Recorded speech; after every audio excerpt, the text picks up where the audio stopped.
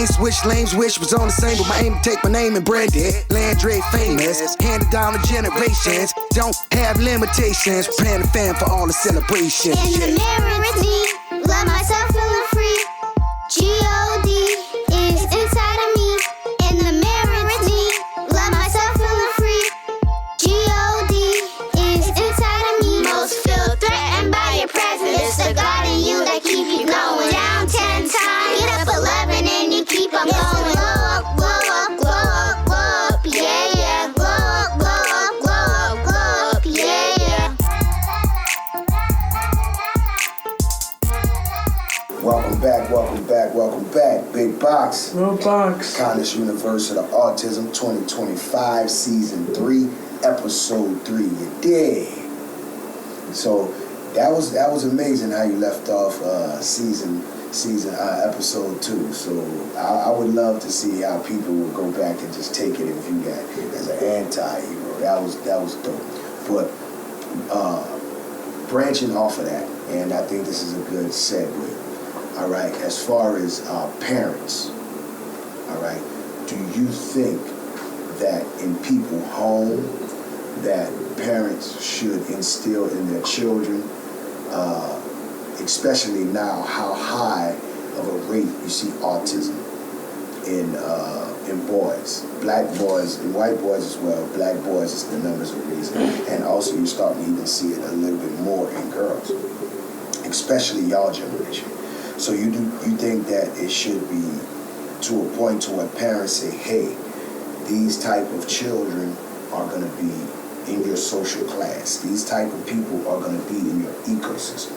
You think that from the kids that you've encountered over the years, and especially being a teenager now, do you think that parents need to make that a priority to teach kids that you're definitely going to run across kids on the spectrum? Definitely. Okay, so as far as looking at parents to teach their children that, how would you explain it to an adult? How to approach it, explaining the acceptance of neurodivergent kids? How would you explain that to a parent? If you had a chance to sit and talk to a parent one-on-one, or parents, you and them, and they say, Lil Boxx, give me a crash course on autism to teach my son that goes to school or has some type of social situation with you. How would you explain that to that adult? I'll explain the very basics of what autism means and how it can impact their child's life. All I would really tell them is that they have very, very high potential in life. And after the many things I've seen throughout my life, I've learned that every neurodivergent kid has very much creative potential in the world. Just because they're neurodivergent doesn't mean they cannot do anything.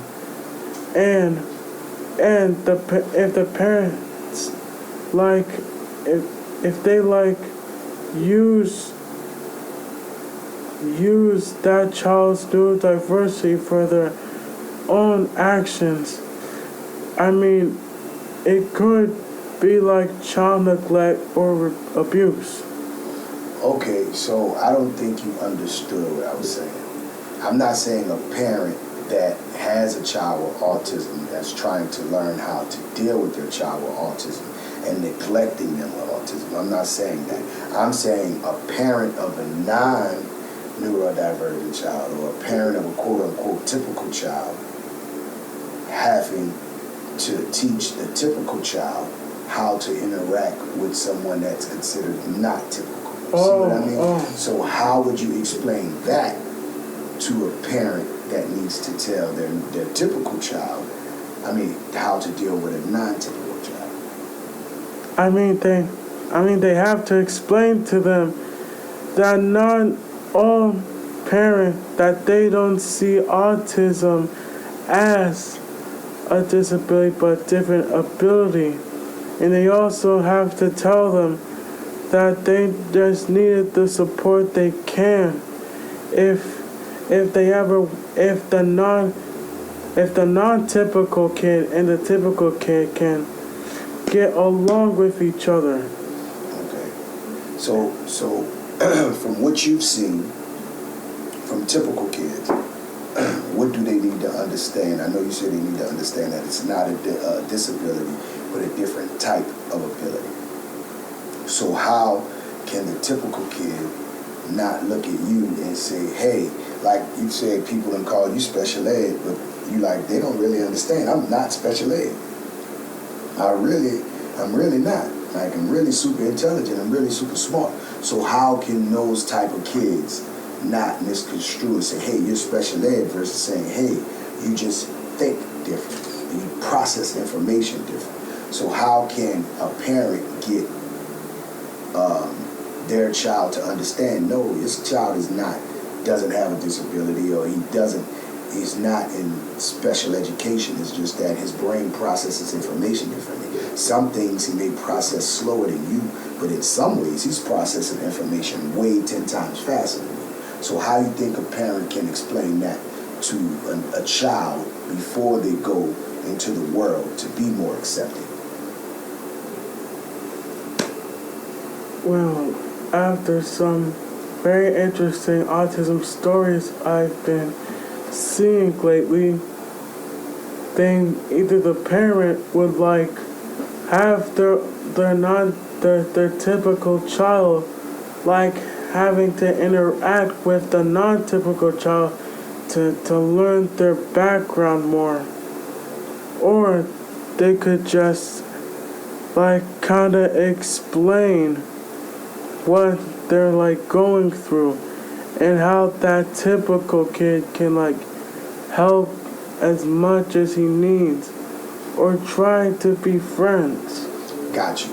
So basically it's kind of like saying it needs to be more so of a social construct to where it's known to say, hey, you're typical, hey, you're non-typical.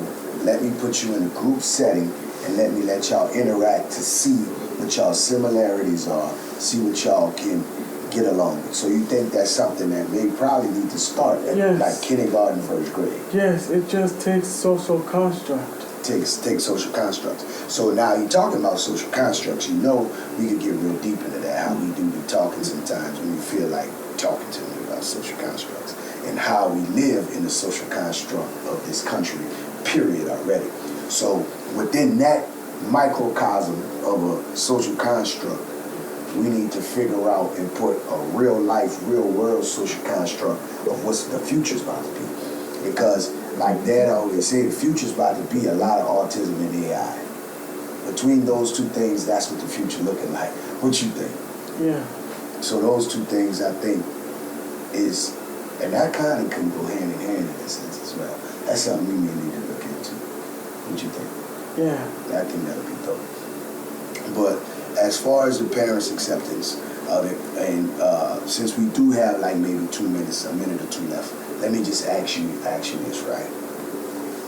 How do you feel me and your mother and accepted you and your autism and accept you and your autism?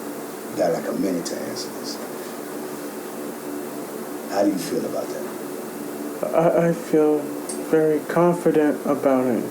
Feel confident about it? You feel like we do what we can? You feel like we could do more? Yes. Yes, I kind of feel like that you can try and do more for me. As far as what? As far as the future that I want to have. Okay. So help you more build that future. Yes. And the rate and the pace that we're going, you think you're going to meet that quota of having the future you like to have? I'm positive. You're positive about it? Okay, well that made me smile. That made me think. I thought you was about to say no, because you need to do this, and you need to do this, and you need to do this, and you need to do I know you like, that's not a good, you don't have a sense of humor like us sometimes, y'all. Your sense of humor is flat sometimes. I still love it. That's my dog. I love you, man. You can say I love you too, because they can see you shake your head on the camera, but they can't hear you on the podcast. I love it too. I love it. Big Boxx. Lil Boxx. Connis University of Autism, Season 3, Episode 3, signing off. Bless up. One life, one love. One God. Peace. Boxx-A-Million. Boxx-A-Million. Boxx-A-Million. Mighty Lion of Judah.